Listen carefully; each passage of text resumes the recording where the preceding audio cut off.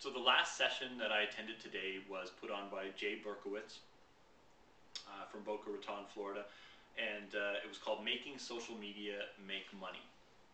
And the first thing I want to say is, of all the talks I went to, I really appreciated the fact that Jay went to the trouble of putting a handout together. So many speakers don't think to do this, and if you ever do any public speaking, if you're going to have a keynote or a PowerPoint presentation, printing out your slides and giving them out to your audience is a fantastic way to engage them, because every single session I went to, I was frantically taking notes. I wanted to make sure that because I have a horrible memory, I wanted to make sure that I didn't forget anything. And what Jay did was he basically allowed me to sort of follow along with his presentation and know that I'm not going to have to write a whole lot down in my iPhone, because I have everything I want. I'm taking this home with me. You know, this was a really good presentation, and so it allowed me to focus on him a little bit more. And he was one of the only guys that didn't actually get up on the stage. He just walked around. He kind of walked back and forth in front of the stage. He did a lot of giveaways. He interacted with the audience. He did a really good job. Let me cover his 10 points. Number 1, make lots of friends. Pretty straightforward stuff. Engage lots of people on Twitter and Facebook and all these other social media sites to build followings. Number 2, something that Jay, it's a phrase that he claims to have coined, S-commerce, which is essentially social commerce, where you're actually embedding email capture boxes or actual sales links within your Facebook fan pages, and using tools like Twitter and you know, other types of social media to actually sell stuff.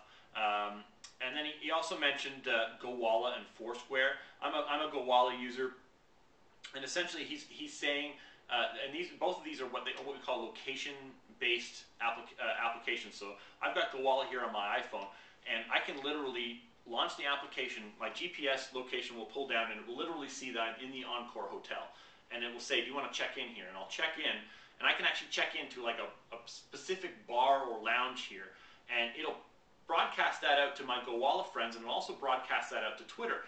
And what that means is that now everybody knows that I'm there, and it's cool for you to come and meet with me, because I've checked in here publicly. I don't mind if you approach me, you know, if maybe I'm at an affiliate summit type of an event or something like that, and I want to meet with some people, I'll do that, and then all of a sudden people that I've never met before but are following me on Twitter, or I follow them, or on Gowalla or one of their applications, can show up.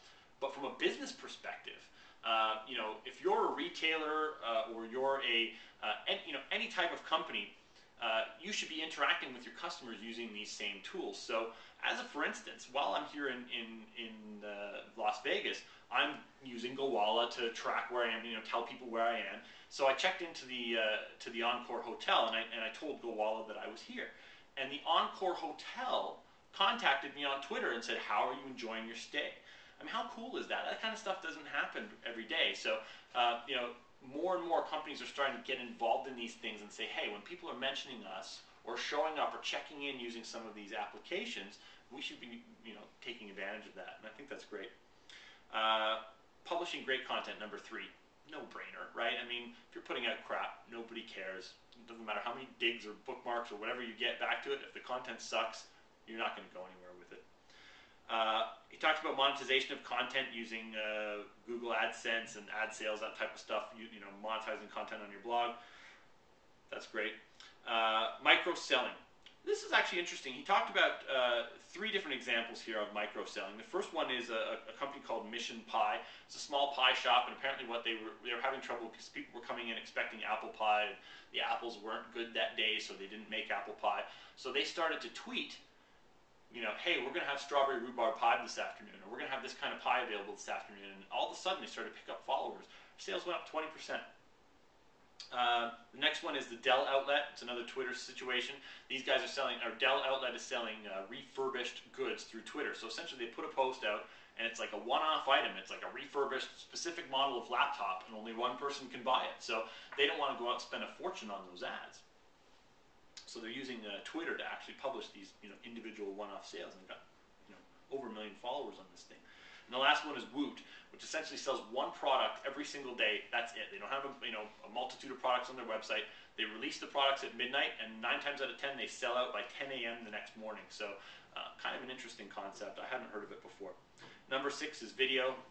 Everybody knows video marketing is the way to go. Number 7, customer service. Kind of ties back to what I was talking about with GoWall and Foursquare when I used my example of being in the Encore. It's happened a couple of times now. A restaurant, could do this where if you're checked in across the street, maybe you're waiting for a table, they say, hey, we've got a table across the street, run over here and we'll give you a free bottle of wine with your dinner or something. Some pretty cool things that you can kind of work into that if you're using the search streams in TweetDeck and these other applications to see in real time what people are saying about your business. And obviously the bigger your business is, the more you're going to see that, but you should also watch your competitors' streams as well. Applications, you talked about iPhone apps and Facebook apps and all that kind of stuff. I think that's a really good way to monetize as well. Not a whole lot I can get into there. Promotion, he talks about giving away a free ebook, and he talks about doing it without a gateway page where you're asking for an opt-in email address or something. I thought it was kind of interesting. Apparently you'll get 50 times more downloads on a free ebook if you don't require an email address for them to download it. So I'm going to try that myself, because essentially it's a good way to get more people to read your stuff and to know your name and to know that you're an authority in your industry. And so I think it's worth giving it a try. I normally like to hide things behind an email box or sell stuff. So let's see what happens. I'll give it a try. And the last thing is to create a community using either forums or other type of software where you can actually interact with people. All really good stuff. I could have gotten into a lot more stuff here. Jay did a really good talk. A lot of good examples were cited. I could go into them, but I just don't have enough time here on YouTube.